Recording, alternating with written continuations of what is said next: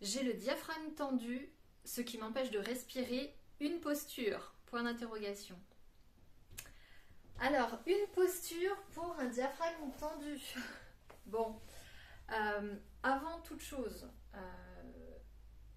il y a plein d'outils en yoga, que ce soit dans les postures, que ce soit dans les pranayamas, les respirations, qui vont aider le diaphragme à se décrisper, à se débloquer. Néanmoins, parfois, ça n'exclut pas une visite chez l'ostéo, une consultation médicale ou chez un kiné qui a aussi des compétences complémentaires aux miennes. Et voilà, et je suis complètement ouverte aux commentaires de ces personnes-là, aux ajouts d'informations. Et je pense que c'est important de le rappeler.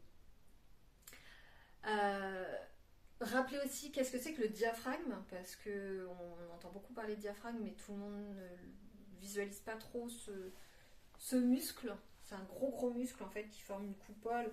Alors il vient s'attacher là sur les côtes, sur la colonne. Il fait comme un gros parachute. Il vient séparer ici le haut du buste et l'abdomen. Donc il y a des organes qui sont au-dessus du diaphragme, les autres qui sont en dessous avec des veines, grosses artères là, qui passent au centre. Et c'est un muscle de la respiration puisque donc il fait un parachute comme ça. Et quand tu inspires, donc tes poumons se gonflent, quand tu inspires, le muscle il descend, il fait. Puisque l'air vient appuyer comme ça. Et quand tu expires, pour aider l'air à se chasser, il remonte. Un truc comme ça quand tu inspires et quand tu expires. Chez beaucoup de personnes, ce diaphragme, vu que c'est un muscle, se bloque, se crispe, se contracte. Là aussi, souvent, c'est signe d'un... C'est une sorte de stress en fait. C'est lié à un état de stress, à un état de tension physique.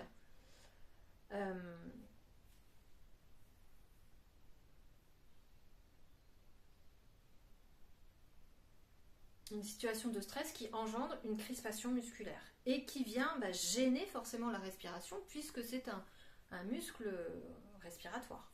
C'est pas le seul, mais c'en est un. Donc il existe plusieurs mouvements, plusieurs postures de yoga qui peuvent favoriser la détente du diaphragme. Mais là, on m'a demandé une posture.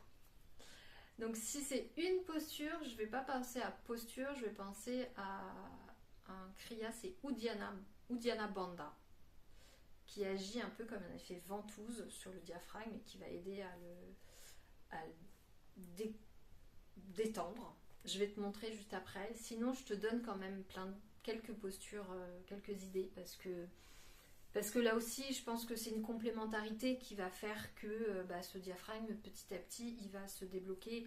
Et je suis pas trop du genre à te dire tu fais ça une fois et c'est gagné pour la vie, quoi.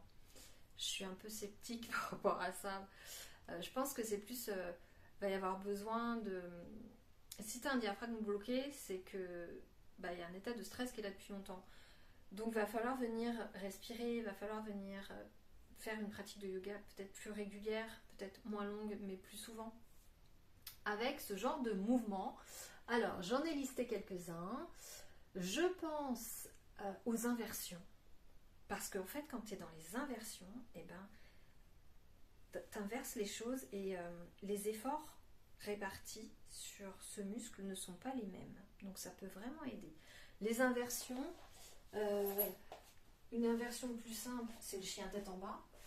Pour celles qui pratiquent déjà, on est déjà dans une inversion et on peut sentir un espèce de petit creux qui se passe au niveau du diaphragme. Bien sûr, dans ce qui est dans Shirsasana, la posture sur la tête qui est dans une inversion, mais elle n'est pas forcément évidente pour tout le monde. Tu peux aussi, ici, dans Prasarita Padottanasana, on est dans une inversion. Il y a un truc que j'aime bien, genou largeur bassin, le bassin un tout petit peu à l'arrière des genoux, hein, surtout pas vers l'avant, soit à l'aplomb, soit un peu vers l'arrière. Tu avances tes mains et là tu vas sentir, ça va étirer, ça va vraiment étirer cette zone-là, la peau du ventre, et ça fait un bien fou. T'as ça, tu as alors Viparita Karani et Setu Bandha avec une brique. Ça c'est sympa aussi. Et après à la fin je te montre s'il y en avait qu'une à retenir laquelle ce serait. Viparita Karani, les jambes contre le mur, tu peux le faire avec une couverture que tu roules. Là, tu t'assois dessus, tu te retournes et comme ça tu rehausses un peu ton bassin de sorte à créer une mini inversion. Et puis alors tout simplement, une fois que tu es là, tu n'as rien à faire, juste à relâcher ton dos, relâcher ton ventre. Venir respirer dans le ventre, tu peux passer les bras en chandelier. Et tu vas sentir un petit creux qui se produit, donc ça peut aider ton diaphragme à se détendre.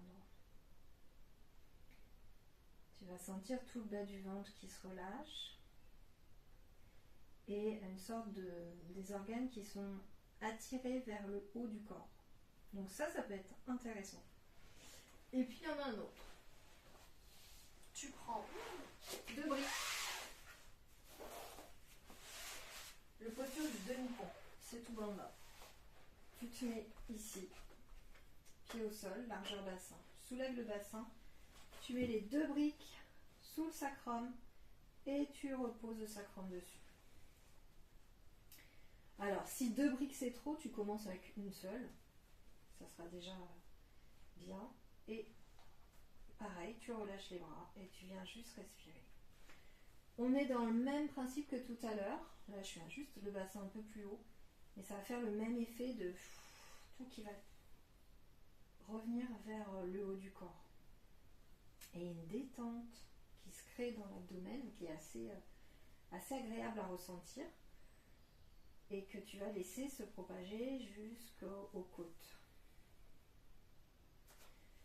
Ici, tu peux faire pareil les jambes levées. Pour sortir, hop, on repose. Et donc, le dernier, je regarde si j'en avais pas oublié. Le diaphragme. Aucun effort. Alors oui, si, j'en ai oublié. Il y a des respirations aussi, bien évidemment. Si le diaphragme est tendu, c'est que donc tu as du mal à respirer. Si tu as du mal à respirer, tu respires pas. C'est le cercle vicieux. Tu es allongé sur le... Fais-le allonger sur le dos. Tu vas poser tes mains sur tes côtes.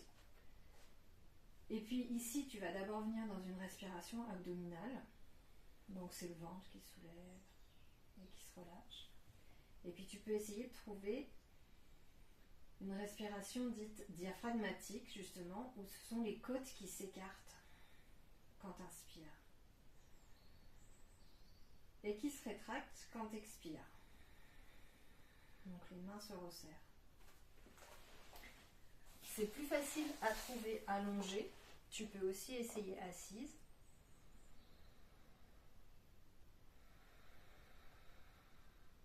Donc là tu le vois peut-être, mais tu le sentiras sur toi. Quand tu inspires, ça s'écarte et tu rouvres. Et c'est vraiment dans ce mouvement-là. Donc essaie de trouver dans le ventre, essaie de trouver sur les côtes. On ne l'a pas forcément tout de suite. Ça peut demander un peu d'entraînement. Et après, une fois que tu as ça, c'est la respiration yogique complète où on arrive à sentir, à dissocier abdomen, côte et puis haut de la poitrine où tu inspires là, tu gonfles et en haut. Et tu expires en relâchant tout. Mais si j'avais à en retenir qu'un, parce que c'était ça la question, mais tu vois, tu en auras plein finalement, ça serait Uddiyana Bandha. Donc Uddiyana Bandha, il nécessite d'être à jeun, en tout cas espacé d'un repas, parce qu'il va avoir une action sur la sphère digestive et sur la zone de l'estomac, puisqu'en effet là on est proche de l'estomac. J'aime bien le faire plutôt debout. faire assise aussi, les mains ici sur les genoux. Et en fait, tu vas expirer, vider l'air, et puis tu vas rentrer le ventre quand tu expires. Une fois que tu as expiré, tu retiens le souffle poumon vide et tu vas faire comme si tu inspirais mais tu n'inspires pas. En fait, tu vas venir creuser le ventre un peu plus et ça va faire un mouvement un peu comme ça. Alors, je vais essayer de te montrer. On va voir. Je ne pourrais pas parler en le faisant. Non. J'expire.